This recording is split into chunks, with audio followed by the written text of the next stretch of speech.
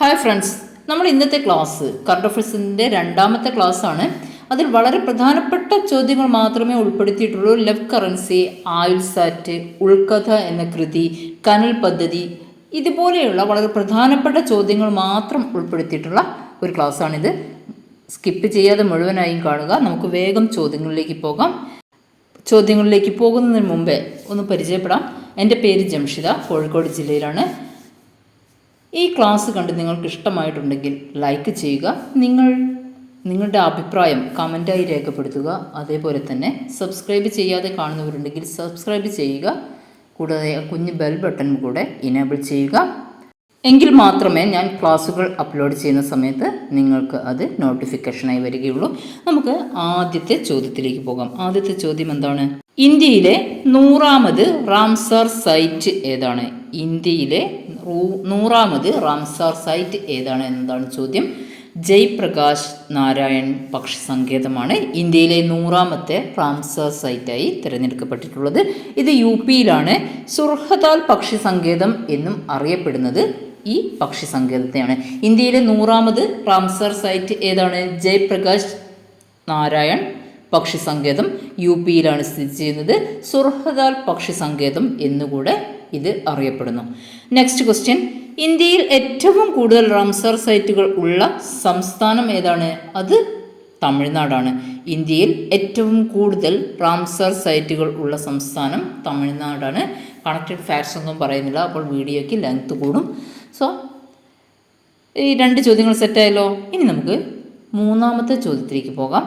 കേന്ദ്ര പരിസ്ഥിതി വനം കാലാവസ്ഥാ വ്യതിയാന വകുപ്പ് മന്ത്രി ആര്? Bhupender Yadav.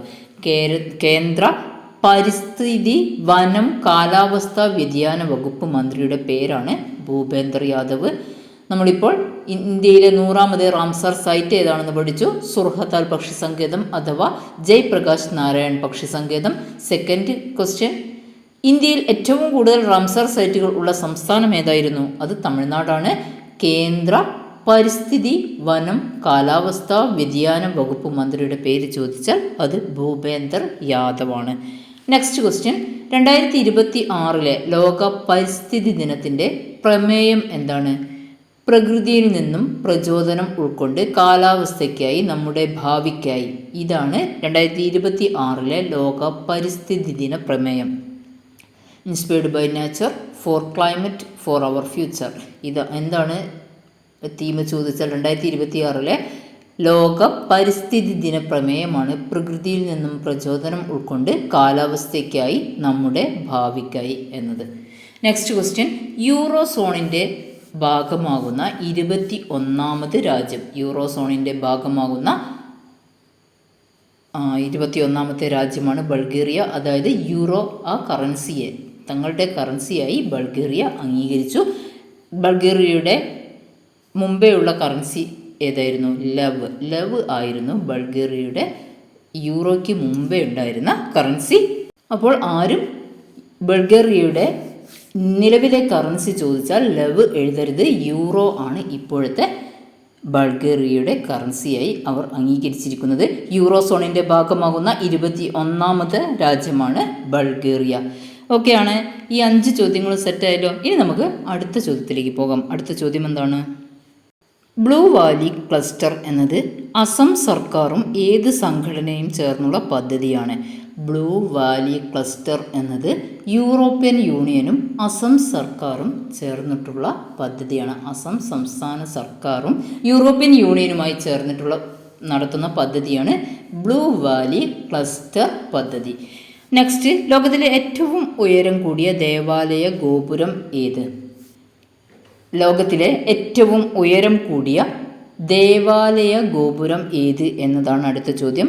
Tower of Jesus Christ. ബാർസലോണയിലെ ടവർ ഓഫ് ജീസസ് ക്രൈസ്റ്റ് ആണ് ലോകത്തിലെ ഏറ്റവും ഉയരം കൂടിയ ദേവാലയ ഗോപുരം. ഉയരം 172.5 മീറ്ററാണ്. 172.5 മീറ്ററാണ് ടവർ ഓഫ് ജീസസ് ക്രൈസ്റ്റിൻ്റെ ഉയരം. ബാർസലോണയിലാണ് ഇത് സ്ഥിതി ചെയ്യുന്നത്.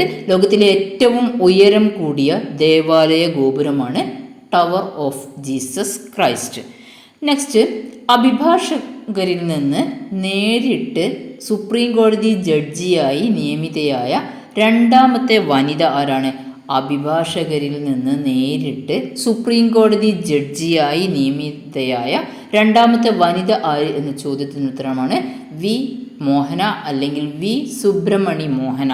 വി മോഹന എന്നോ അല്ലെങ്കിൽ വി എസ് മോഹന എന്നോ അവരുടെ ഫുൾ നെയിം വരുന്നത് വി സുബ്രഹ്മണി മോഹന എന്നാണ്. അഭിഭാഷകരിൽ നിന്ന് നേരിട്ട് സുപ്രീം കോടതി ജഡ്ജിയായി നിയമിതയായ രണ്ടാമത്തെ വനിതയാണ് വി സുബ്രഹ്മണി മോഹന. ആദ്യത്തെ വനിത ഇന്ദു മൽഹോത്രയാണ്. ആ ചോദ്യം ഒന്നുകൂടെ പറയാം. അഭിഭാഷകരിൽ നിന്ന് നേരിട്ട് സുപ്രീം കോടതി ജഡ്ജിയായി നിയമിതയായ രണ്ടാമത്തെ വനിത ആര് എന്നതാണ് ചോദ്യം. ഉത്തരം വി സുബ്രഹ്മണി മോഹന. ആദ്യത്തെ വനിത ഇന്ദു മൽഹോത്രയാണ്. Next question, 2026 UEFA champions league കിരീടം നേടിയ ക്ലബ്ബ് ഏതാണ്? Paris cent ജെയ്മർ. PSG എന്ന് പറയുമ്പോൾ എല്ലാവർക്കും മനസ്സിലാവും. 2026 യുവേഫ ചാമ്പ്യൻസ് ലീഗ് കിരീടം നേടിയ ക്ലബ്ബാണ് PSG യുടെ full form Paris Saint Germain. ഇതാണ് PSG യുടെ full form. 2026 UEFA champions league കിരീടം നേടിയ ക്ലബ്ബാണ് PSG. നെക്സ്റ്റ്, ഇന്ത്യൻ നാവികസേനയുടെ മേധാവിയായി നിയമിതനായത് ആര്? അഡ്മിറൽ കൃഷ്ണ സ്വാമിനാഥൻ. ഇന്ത്യൻ നാവികസേനയുടെ മേധാവിയായി നിയമിതനായ വ്യക്തിയാണ് അഡ്മിറൽ കൃഷ്ണ സ്വാമിനാഥൻ. ഈ ചോദ്യങ്ങൾ ഒന്നുകൂടെ പറയാം. ബ്ലൂ വാലി ക്ലസ്റ്റർ എന്നത് അസം സർക്കാരും യൂറോപ്യൻ യൂണിയനും കൂടി ചേർന്നിട്ടുള്ളൊരു പദ്ധതിയാണ്. സെക്കൻഡ്, ലോകത്തിലെ ഏറ്റവും ഉയരം കൂടിയ ദേവാലയമാണ് ടവർ ഓഫ് ജീസസ് ക്രൈസ്റ്റ് ബാഴ്സലോണയിൽ. 172.5 മീറ്ററാണ് ഇതിൻ്റെ ഉയരം വരുന്നത്. അടുത്തത്, അഭിഭാഷകരിൽ നിന്ന് നേരിട്ട് സുപ്രീം കോടതി ജഡ്ജിയായി നിയമിതയായ രണ്ടാമത്തെ വനിതയാണ് വി സുബ്രഹ്മണി മോഹന. നെക്സ്റ്റ്, 2026 യുവേഫ ചാമ്പ്യൻസ് ലീഗ് കിരീടം നേടിയ ക്ലബ്ബ് ഏതാണെന്ന് ചോദിച്ചാൽ അത് PSG ആണ്. ഇന്ത്യൻ നാവികസേനയുടെ മേധാവിയായി നിയമിതനായ വ്യക്തി ആരാണെന്ന് ചോദിച്ചാൽ അഡ്മിറൽ കൃഷ്ണ സ്വാമിനാഥനാണ്. ഓക്കെ, ഈ 10 ചോദ്യങ്ങളും സെറ്റായെന്ന് വിചാരിക്കുന്നു. ഇനി നമുക്ക് 11ാമത്തെ ചോദ്യത്തിലേക്ക് പോകാം. ചോദ്യം, മനുഷ്യക്കടത്തിനെതിരെ പ്രവർത്തിക്കുന്ന പ്രജ്വല എന്ന സംഘടനയുടെ സ്ഥാപക ആര്? ഉത്തരം സുനിത കൃഷ്ണൻ. മനുഷ്യക്കടത്തിനെതിരെ പ്രവർത്തിക്കുന്ന പ്രജ്വല എന്ന സംഘടനയുടെ സ്ഥാപക ആര് എന്നതാണ് ചോദ്യം. ഉത്തരം സുനിത കൃഷ്ണൻ.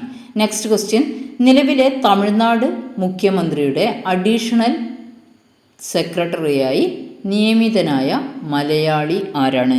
വി വിഷ്ണു. നിലവിലെ തമിഴ്നാട് മുഖ്യമന്ത്രിയുടെ അഡീഷണൽ സെക്രട്ടറിയായി നിയമിതനായ മലയാളി ആര്? ഉത്തരം വി വിഷ്ണു. അടുത്ത ചോദ്യം, രക്ഷിതാക്കളുടെ അഭാവത്തിൽ ഭിന്നശേഷിക്കാർക്ക് താൽക്കാലിക സംരക്ഷണം നൽകുന്ന പദ്ധതിയാണ് അൻപ് വീട്. അൻപ് വീട് എന്തുമായി ബന്ധപ്പെട്ടിരിക്കുന്നു? രക്ഷിതാക്കളുടെ അഭാവത്തിൽ ഭിന്നശേഷിക്കാർക്ക് താൽക്കാലിക സംരക്ഷണം നൽകുന്ന പദ്ധതിയാണ് അൻപ് വീട്. നെക്സ്റ്റ്, 2026 കാൻ ചലച്ചിത്രമേളയിലെ ക്ലാസിക് വിഭാഗത്തിലേക്ക് തിരഞ്ഞെടുക്കപ്പെട്ട ഏക ഇന്ത്യൻ സിനിമ. ഉത്തരം അമ്മ അറിയാൻ. സംവിധാനം ചെയ്തത് ജോൺ എബ്രഹാം. 1986 ഈ സിനിമ പുറത്തിറക്കിയത്. ഇപ്പോൾ അത് 4K മാറ്റി. അങ്ങനെയാണ് കാൻ ചലച്ചിത്രമേളയിലേക്ക് ഇത്തവണ അത് തിരഞ്ഞെടുക്കപ്പെടാൻ ഇടയായത്. ഒന്നുകൂടെ പറയാം. മനുഷ്യക്കടത്തിനെതിരെ പ്രവർത്തിക്കുന്ന പ്രജ്വല എന്ന സംഘടനയുടെ സ്ഥാപക ആരാണ്? സുനിത കൃഷ്ണൻ. നിലവിലെ തമിഴ്നാട് മുഖ്യമന്ത്രിയുടെ അഡീഷണൽ സെക്രട്ടറിയായി നിയമിതനായ മലയാളിയാണ് വി വിഷ്ണു. നെക്സ്റ്റ്, രക്ഷിതാക്കളുടെ അഭാവത്തിൽ ഭിന്നശേഷിക്കാർക്ക് താൽക്കാലിക സംരക്ഷണം നൽകുന്ന പദ്ധതിയാണ് അൻപ് വീട്. അടുത്ത ചോദ്യം, 2026 കാൻ ചലച്ചിത്രമേളയിലെ ക്ലാസിക് വിഭാഗത്തിലേക്ക് തിരഞ്ഞെടുക്കപ്പെട്ട ഏക ഇന്ത്യൻ സിനിമയാണ് അമ്മ അറിയാൻ. നെക്സ്റ്റ് ക്വസ്റ്റ്യൻ, 2026 വർഷത്തിൻ്റെ ഇന്ത്യൻ പ്രീമിയർ ലീഗ് ക്രിക്കറ്റ് സംപ്രേഷണത്തിന് വിലക്ക് ഏർപ്പെടുത്തിയ രാജ്യം ബംഗ്ലാദേശ്. 2026 വർഷത്തിൻ്റെ ഇന്ത്യൻ പ്രീമിയർ ലീഗ് ക്രിക്കറ്റ് സംപ്രേഷണത്തിന് വിലക്ക് ഏർപ്പെടുത്തിയ രാജ്യം ഏതാണ്? ഉത്തരം ബംഗ്ലാദേശാണ്. നെക്സ്റ്റ് ക്വസ്റ്റ്യൻ, KSRTCയുടെ അംബാസിഡറായി നിയമിതനായത് മോഹൻലാലാണ് KSRTCയുടെ അംബാസിഡറായി നിയമിതനായ വ്യക്തി ആരാണ്? ഉത്തരം മോഹൻലാൽ. കെ ഫോണിൻ്റെ ഭാഗ്യചിഹ്നം എന്താണ്? ഫിബോ എന്ന കടുവയാണ് കെ ഫോണിൻ്റെ ഭാഗ്യചിഹ്നമായി തിരഞ്ഞെടുക്കപ്പെട്ടിട്ടുള്ളത്. നെക്സ്റ്റ്, 2026 ജനുവരിയിൽ അന്തരിച്ച 1990 ലോക കിരീടം നേടിയ മുൻ ഇന്ത്യൻ ബില്യാർഡ്സ് താരം മനോജ് കോത്താരി. 2026 അന്തരിച്ച 1990 ലോക കിരീടം നേടിയ മുൻ ഇന്ത്യൻ ബില്യാർഡ്സ് താരത്തിൻ്റെ പേരാണ് മനോജ് കോത്താരി. നെക്സ്റ്റ് ക്വസ്റ്റ്യൻ, ദിത്വ ചുഴലിക്കാറ്റിനെ തുടർന്ന് ശ്രീലങ്കയിൽ ഇന്ത്യ നടത്തിയ ഓപ്പറേഷൻ്റെ പേരെന്താണ്? ഓപ്പറേഷൻ സാഗർ ബന്ധു. ദിത്വ ചുഴലിക്കാറ്റിനെ തുടർന്ന് ശ്രീലങ്കയിൽ ഇന്ത്യ നടത്തിയ ഓപ്പറേഷൻ ഏതാണ്? ഓപ്പറേഷൻ സാഗർ ബന്ധു. 20ാമത്തെ ചോദ്യം, നെൽവയൽ തണ്ണീർത്തട ക്രമക്കേടുകൾ കണ്ടെത്താൻ സംസ്ഥാന തലത്തിൽ വിജിലൻസ് നടത്തിയ ഓപ്പറേഷൻ ഹരിത കവചം.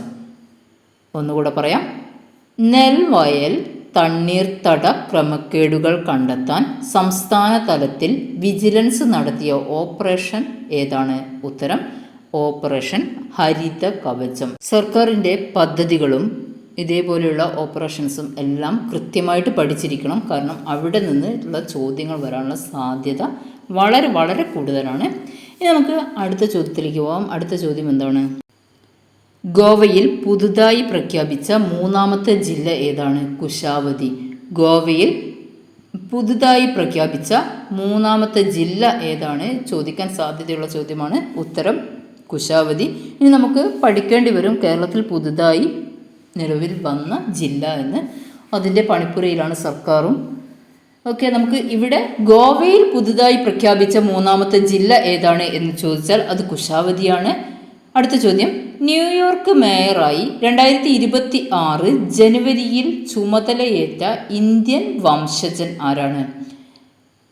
ന്യൂയോർക്ക് മേയറായി 2026 ജനുവരിയിൽ ചുമതലയേറ്റ ഇന്ത്യൻ വംശജനാണ് സൊഹ്റൻ മംദാനിയാണ് ന്യൂയോർക്ക് മേയറായി 2026 ജനുവരിയിൽ ചുമതലയേറ്റ ഇന്ത്യൻ വംശജൻ. നെക്സ്റ്റ് ക്വസ്റ്റ്യൻ, സ്ത്രീ ശാക്തീകരണവും സുരക്ഷയും ലക്ഷ്യമിട്ട് വനിതാ ശിശു വികസന വകുപ്പ് നടപ്പിലാക്കുന്ന പദ്ധതിയാണ് കനൽ പദ്ധതി. സ്ത്രീ ശാക്തീകരണവും സുരക്ഷയും ലക്ഷ്യമിട്ട് വനിതാ ശിശു വികസന വകുപ്പ് നടപ്പിലാക്കുന്ന പദ്ധതി ഏതാണ്? ഉത്തരം കനൽ പദ്ധതി.